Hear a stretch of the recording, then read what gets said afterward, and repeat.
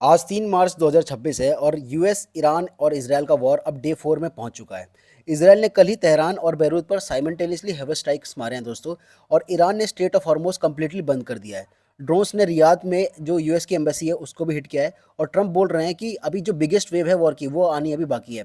तो दोस्तों वॉर 4 से 5 वीक्स तक या फिर उससे भी ज़्यादा चल सकती है। सिचुएशन बहुत ज़्यादा टेंस है। और ऑयल प्राइसेस जो हैं वो स्काई हाई होने वाले हैं। शिपिंग रुक गई है वर्ल्ड ट्रेड की। और इंडिया जो है फुल अलर्ट मोड में है। आज हम टॉप 5 मेजर इम्पैक्ट्स को डिटेल में ब्रेक डाउन करेंगे। तो दोस्तों वीडियो को एंड तक देखना। और इस वीडियो के अंदर हम बात करेंगे petrol, gas, flights, groceries, export, ये सारी चीज़ें कवर करेंगे। और इन सब चीज़ों की वजह से इंडिया की इकोनॉमी पे क्या इम्पैक्ट पड़ेगा। दोस्तों वॉर शुरू हुए सिर्फ 4 दिन हुए हैं लेकिन ऑलरेडी मैसिव एस्केलेशन हो चुका है। यूएस और इसराइल ने ईरान पर कोऑर्डिनेटेड एयर स्ट्राइक किए हैं। Tehran military strikes, nuclear related targets, navy assets target हुए हैं। अब ईरान ने रिटेलिएट किया है गल्फ कंट्रीज़ में यूएस के बेसिस पर। हिजबुल्ला ने इसराइल पर मिसाइल्स डाले हैं। और अब आईआरजीसी जो है उसने ऑफिशियली अनाउंस किया है कि स्ट्रेट ऑफ हॉर्मोज जो है वो क्लोज रहेगा। यानी कि कोई भी शिप पास करने की कोशिश करेगा तो उस पे है ये जो आईआरजीसी वाले हैं वो अटैक कर देंगे। अब इन सब चीज़ों में दोस्तों इंडिया डायरेक्टली इन्वॉल्व नहीं है लेकिन हम सबसे ज़्यादा हिट होने वाले हैं। क्योंकि 20% ग्लोबल ऑयल इस स्ट्रेट से आ जाता है जिसका नाम है स्ट्रेट ऑफ हॉर्मोज। और हमारा 80 to 90% क्रूड इम्पोर्ट जो है वो मिडिल ईस्ट से आता है। अब देखते हैं दोस्तों कि टॉप 5 असर क्या हो सकते हैं हम पे। अब इन सब चीज़ों में सबसे पहला इम्पैक्ट आएगा ऑयल के प्राइसेस में। ऑयल के प्राइसेस में दोस्तों इम्पैक्ट क्यों होगा, क्योंकि जो मिडिल ईस्ट है वहाँ पे अभी वॉर चल रही है। वॉर चलने की वजह से स्ट्रेट ऑफ हॉर्मोज जो है वो ब्लॉक हो चुका है। अब वहीं से पूरा का पूरा जो 20% ट्रेड है वो आता था, जहाँ से खास तौर से जो इंडिया के सोर्सेज थे, specifically Iran, Saudi Arabia, UAE, Kuwait, जहाँ से इंडिया तेल लेता था मिडिल ईस्ट में, वो सारी चीज़ें अभी फिलहाल के लिए बंद हो चुकी हैं। तो दोस्तों सप्लाई जो है बेसिकली वो बहुत ज़्यादा कम है। और सप्लाई बेसिकली डिस्टर्ब्ड है। क्यों? क्योंकि सप्लाई चेन क्राइसिस हो गया है। अब इसकी वजह से सप्लाई डिस्टर्ब्ड है लेकिन जो इंडिया के अंदर डिमांड है वो उतनी ही है। तो जब सप्लाई बिल्कुल कम हो जाए और डिमांड बढ़ जाए तो प्राइस जो है वो हमेशा किसी भी कमोडिटी के बढ़ जाते हैं। तो इस वजह से जो तेल का प्राइस है वो भारत के अंदर बढ़ने वाला है। और कुछ ही दिनों में हमने देखा है कि 10% जो है वो जंप क्रूड ऑयल प्राइसेस ने किया है। और इन सब चीज़ों को इंडिया फिर फेस कैसे करने वाला है दोस्तों, तो इंडिया को अलग अल्टरनेटिव से उनको लेवरेज करना पड़ेगा, खास तौर से रशिया को। तो रशिया से इंडिया बेसिकली और भी ज़्यादा ऑयल ले सकता है, उस ऑयल लेने की मात्रा बढ़ा सकता है। और इसमें बस दिक्कत ये होती है कि जो रशिया का ऑयल आता है वो क्योंकि पूरा ऑल द वे घूम के आता है, तो उसका जो कॉस्ट है वो बढ़ जाता है।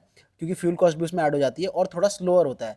जो ऑयल हमें मिडिल ईस्ट से 6 से 8 दिन के अंदर ही मिल जाता है, वही ऑयल हमें रशिया से 20 से 24 दिन में मिलता है, क्योंकि वो पूरा का पूरा जो रूट है दैट इज़ वेरी लॉन्ग।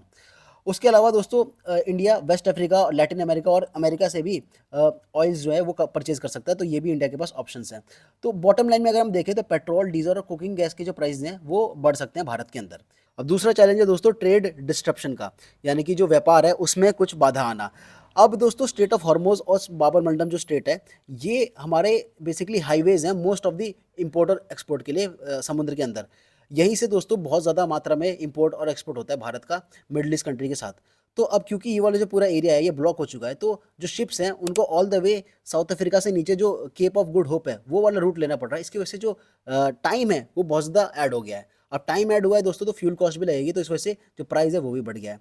तो इस वजह से ये 15 से 20 दिन जो है वो एक्स्ट्रा लग जाएंगे इंपोर्ट और एक्सपोर्ट को, जिसकी वजह से हाई फ्राइट कॉस्ट होगी, यानी कि माल का जो कॉस्ट है वो बढ़ जाएगा। और इंश्योरेंस कॉस्ट है दोस्तों वो भी बढ़ जाएगा। 55% दोस्तों जो इंडिया के मर्चेंडाइज एक्सपोर्ट हैं, जो यूएस जाते हैं या फिर यूरोप जाते हैं, वो सारे के सारे जो शिपमेंट है वो डिले हो जाएंगे और कॉस्टलियर भी हो जाएंगे। अब गल्फ की जो मार्केट है वो सबसे ज़्यादा चिंता में है। क्यों? क्योंकि वहाँ पे जो इंपोर्ट और एक्सपोर्ट है वो बहुत ज़्यादा डिस्टर्ब होगा। दोस्तों बासमती राइस का जो एक्सपोर्ट है वो ऑलमोस्ट दोस्तों जो हाफ ऑफ द एक्सपोर्ट है, हाफ ऑफ द सेल्स है वो सऊदी अरेबिया जाता है, ईरान के अंदर जाता है, इराक के अंदर जाता है, यूएई के अंदर जाता है और यमन के अंदर जाता है। तो दोस्तों इसमें अभी जो नए ऑर्डर्स हैं वो नहीं लिए जा रहे हैं। साथ ही साथ इलेक्ट्रॉनिक्स और स्मार्टफोन के भी जो एक्सपोर्ट्स होते हैं यूएई में, वो बिलियंस ऑफ डॉलर्स की वर्थ में है। $4.1 बिलियन का दोस्तों इलेक्ट्रॉनिक गुड्स है और $3.1 बिलियन का स्मार्टफोन की मार्केट है। तो केवल 9 मंथ के अंदर ही ये जो पूरा का पूरा आंकड़ा है, ये इतना बड़ा आंकड़ा है। तो ये भी कहीं ना कहीं डिस्टर्ब होगा। और फर्टिलाइजर्स और गैस के जो इंपोर्ट हैं इस पे भी दोस्तों चोट लगेगी। सो डिलेज होंगे और जो प्राइस है वो हाई होंगे।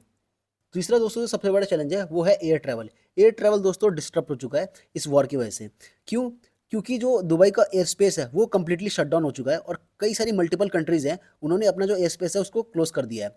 इसकी वजह से दोस्तों ये भी हमने देखने को मिला है कि कई सारे जो भारतीय लोग हैं, चाहे वो टूरिस्ट हो या फिर वर्कर हो या फिर पिलग्रिमेज हो, जो धार्मिक यात्रा पे गए हों दूसरे देश में, वो वहीं के वहीं जो दोस्तों फंस गए हैं। अब एमिरेट्स हो गया, एथिहाद हो गया, कतार एयरवेज़ हो गया, इंडिगो हो गया, एयर इंडिया हो गया, ऐसे कई सारे डज़न्स ऑफ फ्लाइट्स हैं जो कैंसल हुए हैं अभी रिसेंटली। तो ये भी एक बहुत बड़ी समस्या है कि एयर ट्रैवल जो है वो अभी वर्ल्ड लेवल पे डिस्टर्बेड है। यहाँ तक कि दोस्तों अगर आपको नॉर्थ अमेरिका और यूरोप में भी जाना है तो वहाँ पे भी आपको बहुत ही लंबा रूट जो है वो लेके जाना पड़ेगा और कई सारे स्टॉप्स जो है तकनीकी स्टॉप्स जो हैं वो लेके जाने पड़ेंगे, जिसकी वजह से पूरा जो टाइम है वो बढ़ने वाला है। साथ ही साथ जो पाकिस्तान का एयर स्पेस है वो भारतीय प्लेन के लिए अभी भी क्लोज़ है, तो इस वजह से भारतीय लोगों के लिए ऑप्शंस जो है वो बहुत ज़्यादा लिमिटेड है। तो इन अ नटशेल ये सारी चीज़ें तभी समाप्त होंगी जब मिडिल ईस्ट के अंदर शांति होगी, और ये शांति दोस्तों तभी होगी जब बेसिकली यहाँ पे ये वॉर है ये बेसिकली खत्म होगी। तो जब तक ये खत्म नहीं होता तब तक जो एयर स्पेस है ये भी डिस्टर्ब रहेगा, जिसकी वजह से जो एयर ट्रैवल है ये भी कहीं न कहीं प्रॉब्लमैटिक रहेगा। दोस्तों चौथा सबसे बड़ा चैलेंज आता है हाई ग्रोसरी बिल्स का, और जो एवरीडे लाइफ में हम लोग चीज़ें यूज़ करते हैं इस पे भी जो है बेसिकली इन्फ्लेशन हमने देखने को मिल सकता है। इंडिया दोस्तों 5 से 6 मिलियन टन्स जो है दालें यानी कि पल्सेस हर साल इंपोर्ट करता है। तो कोई भी डिस्ट्रप्शन अगर होता है तो इसकी वजह से जो प्राइस है उस पे तुरंत इफेक्ट पड़ेगा। इन सब के अलावा दोस्तों जो 25% एफएमसीजी प्रोडक्ट्स बनते हैं, जैसे डिटर्जेंट हो गया, टूथपेस्ट हो गया, शैम्पू, सोप्स और पैकेजिंग मटेरियल्स हो गया, और 40% ऑफ जो पेंट हम लोग यूज़ करते हैं, इन सब के प्राइस के ऊपर भी इफेक्ट पड़ने वाला है, क्योंकि ये सारी चीज़ें बेसिकली ये पेट्रोकेमिकल से बनते हैं, और जो पेट्रोकेमिकल्स हैं वो क्रूड ऑयल से आते हैं, तो अल्टीमेटली पूरा गेम क्रूड ऑयल पे ही चले जाता है।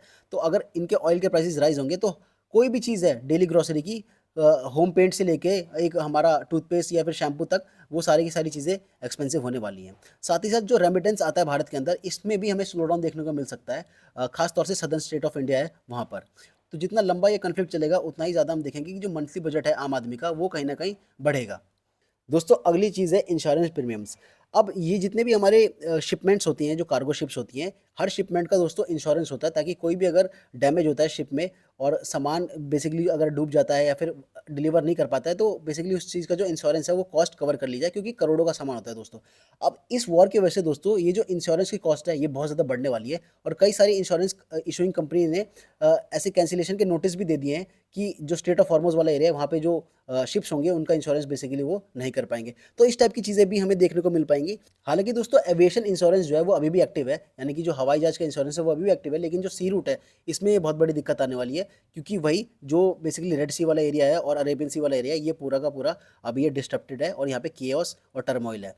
तो दोस्तों कंक्लूज़न यही है कि भले ही ये पूरा का पूरा वॉर मिडल ईस्ट के अंदर चल रहा हो, लेकिन भारत के साथ-साथ कई सारे साउथ एशियन देश, कई सारे अमेरिकन देश जो हैं, उन सबका ट्रेड इंटरमिक्स्ड है मिडल ईस्ट वाले कंट्रीज़ के साथ, चाहे वो ऑयल से रिलेटेड हो या फिर कोई भी पेट्रोकेमिकल इंडस्ट्री से रिलेटेड हो या फिर इलेक्ट्रॉनिक्स से रिलेटेड हो। तो जब तक ये वॉर चलेगा तब तक जो डिमांड और सप्लाई है इसका जो है ये गैप बढ़ता रहेगा, और इसकी गैप की वजह से प्राइसेस जो हैं इसमें फ्लक्चुएशन आएगा। तो प्राइस जो है दोस्तों हमेशा यहाँ पे बढ़ने ही वाले हैं जब तक ये वॉर चलेगा।